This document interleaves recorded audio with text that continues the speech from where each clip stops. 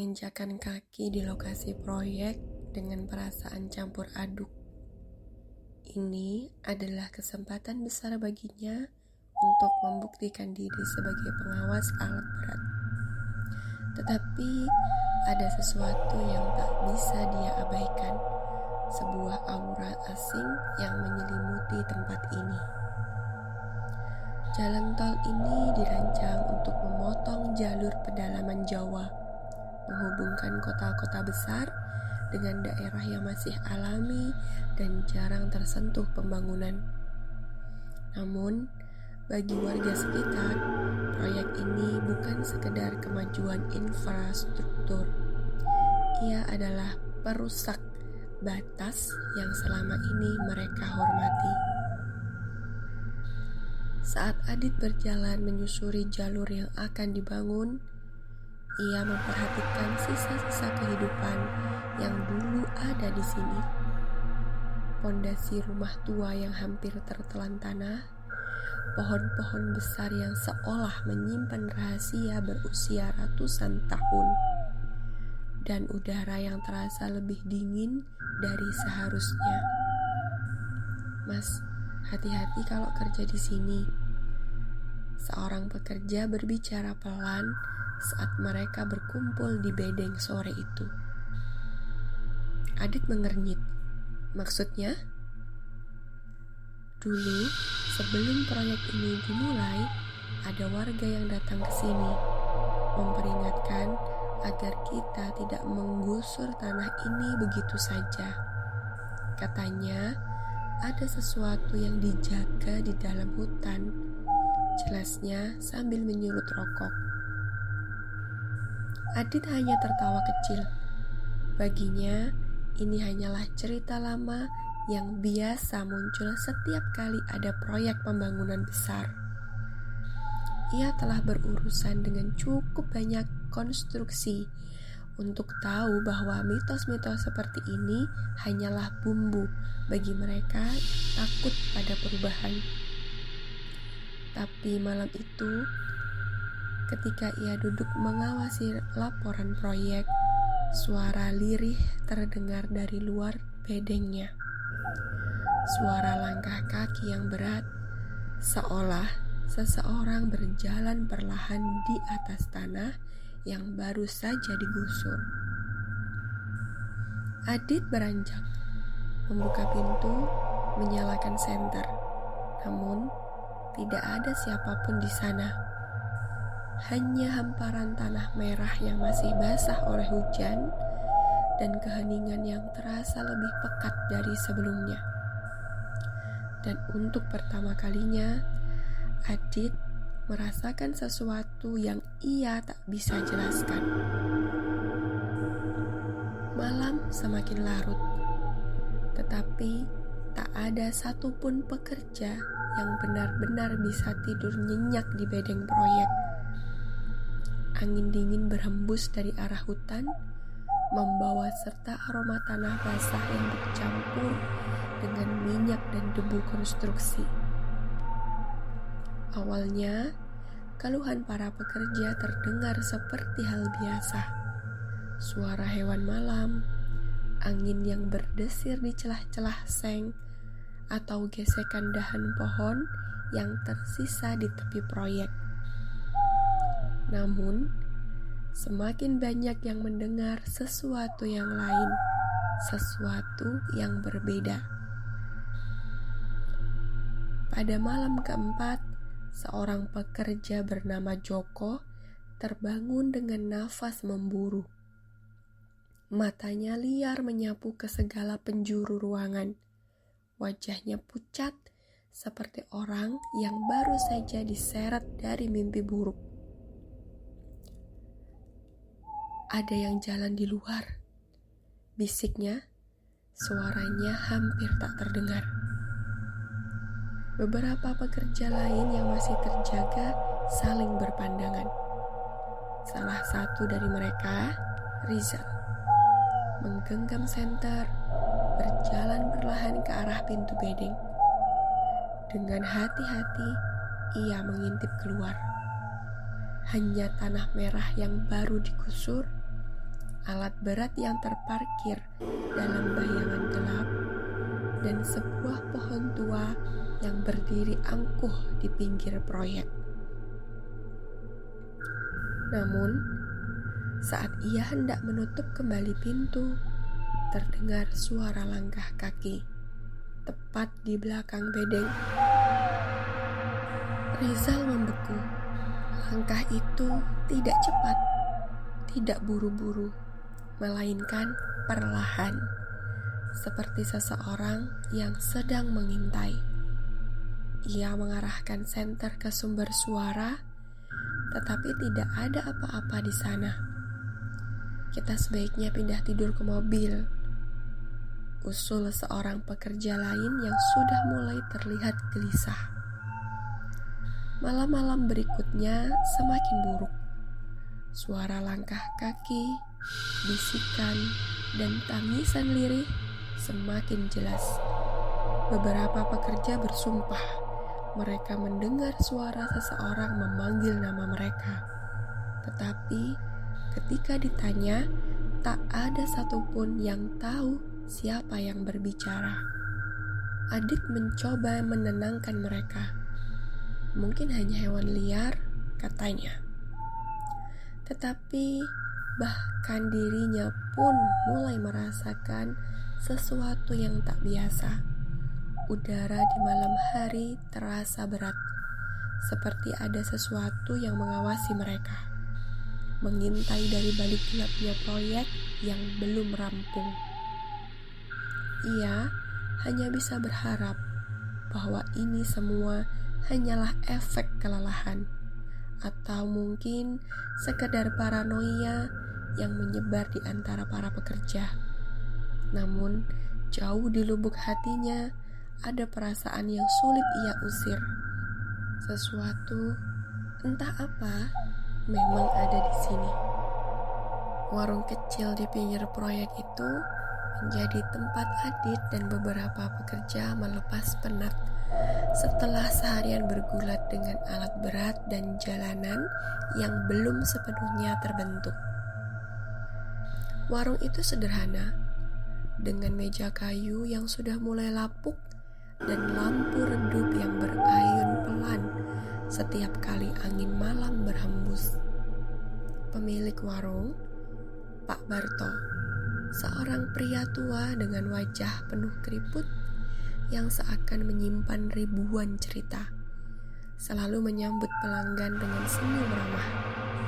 Tetapi malam itu, saat hanya ada beberapa pekerja yang tersisa, raut wajahnya tampak berbeda, seperti orang yang ingin berbicara tetapi ragu-ragu. Kalian tahu, sebelum proyek ini dimulai, jalanan di sini sudah lama tidak tersentuh pembangunan, ucapnya, menuang kopi ke dalam gelas-gelas kecil. Dulu pernah ada yang mencoba memperbaiki jalan ini, tapi tidak pernah selesai. Adit yang sedari tadi mendengarkan mengangkat alis. Kenapa? Pak Barto menarik napas panjang. Matanya menyapu ke arah pintu warung yang terbuka. Malam semakin larut dan suara jangkrik terdengar nyaring. Karena ada sesuatu yang tidak ingin jalan ini dibuat, katanya pelan. Salah satu pekerja, Joko, yang mulai terlihat gelisah, menyela. Pak, jangan menakut-nakuti kami. Kami sudah cukup terganggu dengan suara-suara aneh di bedeng. Pak Barto hanya tertawa kecil, tapi tawanya terasa kosong. Ia melanjutkan dengan suara yang hampir berbisik, seperti takut ada yang mendengarkan. Dulu, ada seorang pekerja yang meninggal di proyek lama ini. Kecelakaan alat berat, bulldozer meluncur tanpa kendali saat ia sedang bekerja di parit. Tidak ada yang melihatnya saat itu, hanya mendengar teriakan terakhirnya sebelum semuanya sunyi. Mereka mencari berhari-hari, tapi tubuhnya tidak pernah ditemukan. Suasana warung mendadak tegang. Bahkan suara jangkrik pun seakan mereda. Dan anehnya, lanjut Pak Barto dengan nada yang lebih berat, kadang ada pekerja yang datang ke warung ini malam-malam. Mereka duduk di sana. Ia menunjuk ke kursi pojok yang saat ini kosong. Wajahnya pucat, pakai baju lusuh pekerja konstruksi. Tapi kalau ditanya, mereka hanya diam, seperti bukan manusia. Joko menelan ludah. Adit merasakan hawa dingin merayap ke tulang belakangnya. Malam itu, tak ada yang berani bicara lebih jauh. Kopi di gelas mereka dibiarkan mendingin. Dan ketika akhirnya mereka meninggalkan warung, Adit sempat menoleh ke arah kursi pojok itu sekali lagi. Kosong. Tapi entah kenapa, ia merasa ada seseorang yang masih duduk di sana. Adit menghabiskan sore itu duduk di ruang kerja kecilnya, dikelilingi laporan pemakaian alat berat dan daftar kebutuhan proyek. Baginya, dunia selalu terbagi dua, sesuatu yang bisa dijelaskan secara teknis dan sesuatu yang lahir dari ketakutan yang tak beralasan. Kejadian-kejadian aneh yang diceritakan para pekerja masuk ke kategori kedua. Namun, semakin hari, batas antara fakta dan mitos mulai kabur. Awalnya, hanya beberapa pekerja yang mengeluh. Ada yang merasa diawasi saat bekerja di dekat bukit bekas galian. Ada yang mendengar suara berat napas di belakangnya, namun tak menemukan siapapun saat berbalik. Hal-hal kecil seperti itu bisa dikesampingkan. Namun, ketika alat berat mulai sering rusak tanpa sebab dan pekerja satu persatu mengundurkan diri dengan alasan yang tak masuk akal, Adit mulai merasa ada sesuatu yang tidak beres. Pada suatu pagi, ia melihat seorang mekanik termangu di depan buldoser yang seharusnya berfungsi normal. Wajah mekanik itu pucat, dan ketika Adit bertanya apa yang terjadi, ia hanya menjawab dengan suara bergetar. Setiap aku menyentuh mesinnya, rasanya dingin sekali, Mas. Seperti bukan hanya besi, seperti ada sesuatu yang masih ada di dalam. Kejadian semakin bertambah aneh. Rizal, salah satu operator ekskavator, mengalami kecelakaan ringan. Terjatuh saat sedang berjalan di area proyek. Tidak ada gundukan, tidak ada batu besar di jalurnya. Namun ia bersumpah, ada sesuatu yang menyeretnya, seperti tarikan halus dari dalam tanah. Angin juga mulai berhembus dengan cara yang tidak biasa. Bukan sekedar semilir yang menerpa wajah, tetapi hembusan keras yang datang tiba-tiba. Seolah ada tangan tak terlihat yang mendorong siapa saja yang terlalu lama berada di lokasi tertentu. Dan yang paling mengusik Adit adalah malam ketika ia berjalan di antara kendaraan proyek, langkahnya terhenti saat melihat sesuatu di kaca buldoser. Seolah ada bayangan yang berdiri di belakangnya. Namun, saat ia berbalik, tidak ada siapapun di sana. Untuk pertama kalinya, Adit merasa bahwa ini bukan hanya cerita rakyat, bukan hanya mitos yang dipertahankan oleh ketakutan. Sesuatu memang ada di proyek ini dan sepertinya tidak ingin mereka tetap tinggal. Hari-hari di proyek jalan tol semakin dipenuhi ketidakpastian, bukan karena cuaca atau kondisi tanah yang sulit, tetapi karena alat berat yang seakan memiliki kehendaknya sendiri. Awalnya, semua terasa seperti masalah teknis biasa. Ekskavator yang tiba-tiba mati saat menggali bisa dijelaskan dengan kemungkinan gangguan mesin atau kesalahan sistem hidrolik.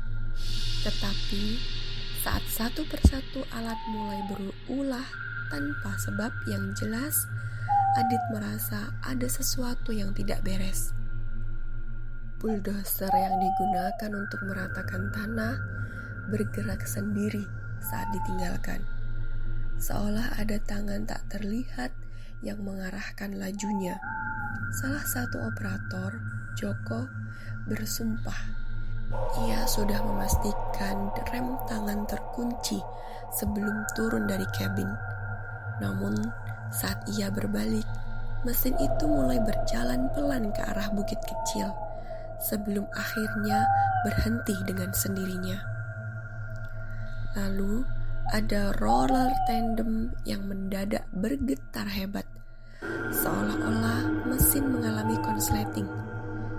Tapi saat mekanik membongkar dan memeriksa seluruh komponen, tidak ada yang terlihat rusak. Saat mereka memasang kembali, alat itu kembali normal hingga malam tiba. Mekanik proyek, Pak Herman, mulai berbicara pelan setiap kali diminta menangani kerusakan alat. Setiap kali aku sentuh mesinnya, dinginnya bukan dingin biasa, seperti ada sesuatu di dalamnya. Seperti bukan besi, tapi sesuatu yang bersembunyi, ujarnya dengan nada hampir berbisik. Adit berusaha mengabaikan perasaan ganjil yang mulai menyelimutinya, tetap berpegang pada logika dan teknis. Namun, kejadian berikutnya membuatnya goyah. Suatu malam, saat ia sedang berjalan melewati area parkir alat berat, ia mendengar suara halus, seperti seseorang sedang berbisik di antara mesin-mesin yang terdiam.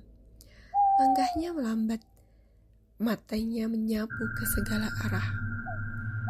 Tidak ada siapapun di dalam kabin. Jantung Adit berdegup kencang. Ia melangkah mundur, menunggu siapapun keluar dari balik alat berat. Tapi bedeng pekerja masih sunyi. Tak ada tanda-tanda kehidupan selain dirinya sendiri.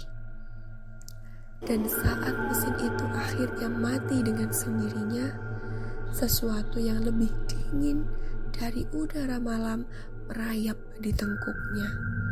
Mesin-mesin ini tidak hanya rusak, mereka menolak bekerja, dan mungkin mereka mencoba memberitahu sesuatu. Malam itu udara terasa lebih berat dari biasanya. Hanya segelintir pekerja yang tersisa, sebagian besar sudah memilih pulang lebih awal atau tidur di kendaraan mereka, menghindari tidur di bedeng yang kian terasa tidak bersahabat. Adit terbangun oleh suara gemuruh. Dalam sekejap kesadarannya, ia pikir itu hanya angin atau mungkin suara alat berat yang masih beroperasi. Tapi suara itu berulang, semakin jelas, semakin mendekat. Ia bangkit dari tempat tidurnya, melangkah ke jendela. Pandangannya membeku. Di ujung lapangan proyek, sebuah bulldozer menyala sendiri. Lampunya berpendar kuning dalam kegelapan. Mesin meraung pelan, roda besi bergerak lambat di atas tanah yang baru diratakan. Tak ada operator di dalamnya. Tidak ada satupun manusia yang mengendalikannya. Adit merasakan dingin menjalar di tulang punggungnya. Tetapi ia menolak diam saja. Dengan cepat ia meraih jaket dan keluar dari bedeng. Kakinya melangkah lebar menuju lokasi bulldozer. Saat ia semakin dekat, suara mesinnya terdengar lebih jelas. Tapi anehnya, tidak seperti biasanya. Ada sesuatu yang ganjil dalam dengung mesin itu. Seperti ada bisikan samar di antara deru mekaniknya. Lalu, tanpa peringatan, bulldozer berhenti. Seperti dihentikan oleh sesuatu yang tidak terlihat. Lampunya padam, mesinnya mati. Adit berdiri tak jauh dari alat berat itu. Matanya menelusuri setiap sudut kabin, setiap bagian roda rantainya. Tidak ada jejak manusia, tidak ada tanda-tanda keberadaan siapapun. Tapi saat ia melangkah lebih dekat, sesuatu membuatnya menahan napas. Bekas jejak kaki. Namun, bukan jejak kaki pekerja. Jejak itu lebih kecil, lebih ringan, seolah seseorang yang hanya berjalan dengan ujung jemarinya menyentuh tanah. Jejak itu berakhir tepat di samping bulldozer, sebelum menghilang begitu saja. Adit mundur perlahan. Di dadanya, ia merasakan sesuatu yang selama ini ia tolak, rasa takut. Malam itu, ia tak bisa tidur lagi. Dan untuk pertama kalinya, ia tahu bahwa apapun yang menghuni tempat ini tidak ingin mereka tetap bekerja di sini. Hari demi hari terlalui, hingga tiba saat hari peresmian jalan tol. Pejabat daerah, kontraktor, dan masyarakat sekitar berkumpul di bawah terik matahari menyaksikan upacara pemotongan pita dengan tepuk tangan meriah. Bagi banyak orang, ini adalah kemenangan besar.